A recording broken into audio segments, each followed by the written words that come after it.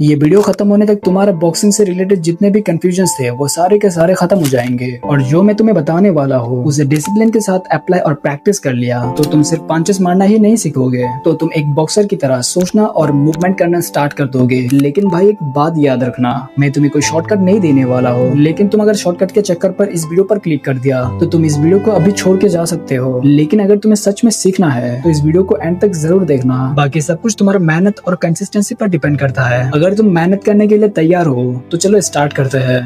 Number 1, the golden laws of boxing foundation. बहुत से लोग जब फाइटिंग या बॉक्सिंग सीखना स्टार्ट करते हैं तो उसका ध्यान सबसे पहले फ्लांसी मूव्स, फास्ट कॉम्बिनेशन और पावरफुल दिखने वाले अटैक्स पर चले जाते हैं। लेकिन सच ये है कि असली फाइटर अपनी ताकत बेसिक से स्टार्ट करते हैं। अगर तुम्हारा जब और क्रॉस स्ट्रॉन्ग है तो तुम्हारे पास फाइट का सबसे मजबूत फाउंडेशन है। जब एक तेज और सीधा पंच होता है जो सिर्फ डैमेज देने के लिए नहीं बल्कि सामने वाले को कंफ्यूज करने, उसकी मूवमेंट समझने और अपने लिए मौका ढूंढने के लिए इसे यूज किया जाता है। जब तुम एक अच्छा जब मरते हो तो सामने वाले का ध्यान उस पर चला जाता है और वही तुम्हारे लिए अलग अट्रैक्ट करने का मौका बना देता है। जो तुम्हारा सबसे पावरफुल और सीधा पंच होता है बल्कि पूरे बॉडी का बैलेंस और पावर शामिल होता है। इसीलिए अक्सर ये कहा जाता है कि जब रास्ता बनाता है और क्रॉस उस रास्ते का फायदा उठाता है। लेकिन सिर्फ पंच मारना ही काफी नहीं होता है। हर पंच के तुरंत बाद अपने हाथ को वापस गार्ड पोजीशन में लाना बहुत ही ज्यादा जरूरी है, क्योंकि अगर तुम्हारे हाथ नीचे रह गया तो सामने वाला उसी वक्त काउंटर अटैक कर सकता है। इसलिए डेली जब और क्रॉस की प्रैक्टिस करो। इन दोनों को इतनी ज्यादा प्रैक्टिस करो कि बिना सोचे समझे तुम्हारा बॉडी सही डायरेक्शन पे मूवमेंट करे। याद रखो, फाइट जीतने वाले हमेशा ट्रिक जानने वाले नहीं होते हैं, बल्कि वो होते हैं जिन्होंने बेसिक चीजें इतनी ज्यादा प्रैक्टिस कर लिया कि प्रेशर के समय भी उनका हर मूवमेंट नेचुरल और इफेक्टिव लगता है।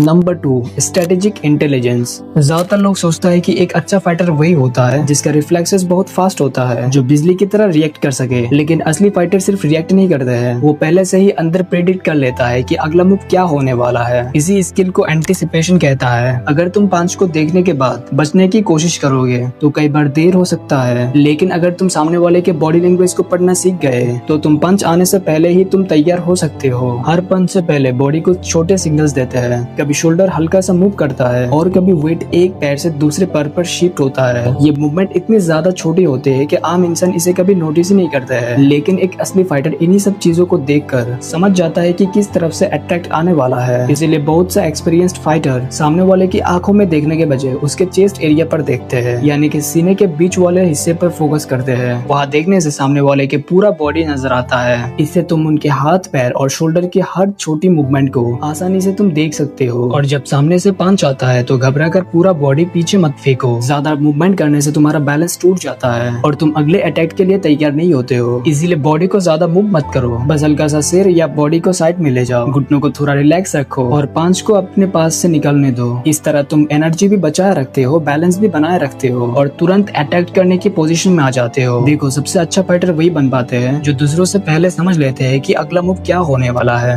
Number 3, endurance. बहुत सारे लोग ये सोचता है कि फाइट जीतने के लिए सिर्फ पावरफुल पंचेस और स्ट्रॉन्ग मसल चाहिए, लेकिन सच ये है कि अगर कुछ ही मिनट बाद तुम्हारी सांस फूलने लगे और बॉडी थक जाए तो तुम्हारी सारी ताकत बेकार हो सकती है। इसीलिए एंड्योरेंस और स्टेमिना किसी भी फाइटर्स की सबसे बड़ी ताकत होती है। जब दूसरे लोग थक कर स्लो हो रहा होता है तब भी तुम्हारा एक्टिव और फोकस्ड रहना ही तुम्हारा असली एडवांटेज होता है। स्टेमिना बनाने के लिए तुम्हें रनिंग करना बहुत ही ज्यादा जरूरी है। हर दिन लगभग 3 किलोमीटर दौड़ने से दिल और लंग्स ज्यादा एफिशिएंट बनते हैं, जिससे बॉडी को ऑक्सीजन बेहतर मिलता है और तुम लंबी फिजिकल एक्टिविटी को आसानी से झेल सकते हो।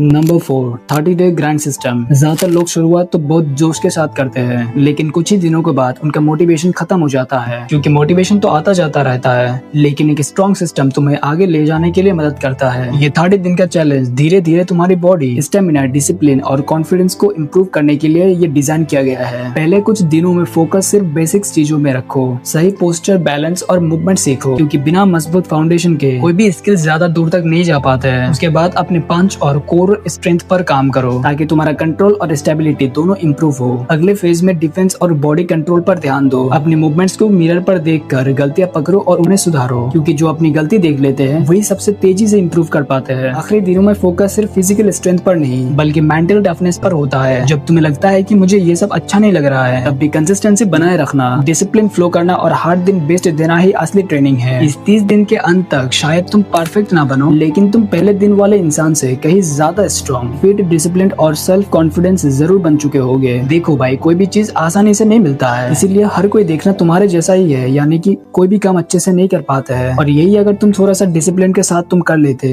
तो तुम डायरेक्टली भीड़ से अलग दिखोगे। सच क्या है आपको पता है, कोई भी स्किल में एक्सपर्ट बनने के लिए कोई शॉर्टकट नहीं होता है। ये 30 दिन का प्लान कोई मैजिक ट्रिक नहीं है, बल्कि डिसिप्लिन और कंसिस्टेंसी का टेस्ट है। बहुत लोग शुरुआत तो करते हैं, लेकिन मुश्किल आते ये रुक जाते हैं। जो लोग हर दिन थोड़ा थोड़ा प्रैक्टिस करते हैं, वही आखिर में सबसे अलग निकलता है। देखो भाई, लोग सिर्फ रिजल्ट देखते हैं, उनके पीछे कितना ज्यादा मेहनत है वो कोई भी नहीं देखेगा। कोई भी इंसान तुम्हारा सेक्रीफाइस और काउंटलेस प्रैक्टिस नहीं दिखता है। इसलिए अपनी फाउंडेशन सबसे पहले मजबूत बनाओ, स्किल सीखो, डिसिप्लिन बनाओ और खुद को इतना इम्प्रूव करो कि तुम्हारा काम ही एक दिन तुम्हारा पहचान बन जाए। अब फैसला तुम्हारा है, क्योंकि तुम्हारा लाइफ है। मैं जो भी कुछ बताऊंगा उनसे कोई भी घंटा फर्क नहीं पड़ेगा जब तक तुम स्टार्ट नहीं करोगे, जब तक तुम्हारा माइंड इस लेवल पर शार्प नहीं बनाओगे जो तुम हर रोज खुद से ये कहते हो कि मैं कल से करूंगा, बल्कि ये कहो कि मुझे कल सक्सेस चाहिए और उनके लिए अभी काम करना स्टार्ट कर दो। ये वीडियो इतना ही। अगर तुम्हें पसंद आए तो लाइक ठोक के जाना। मिलते अगले वीडियो में।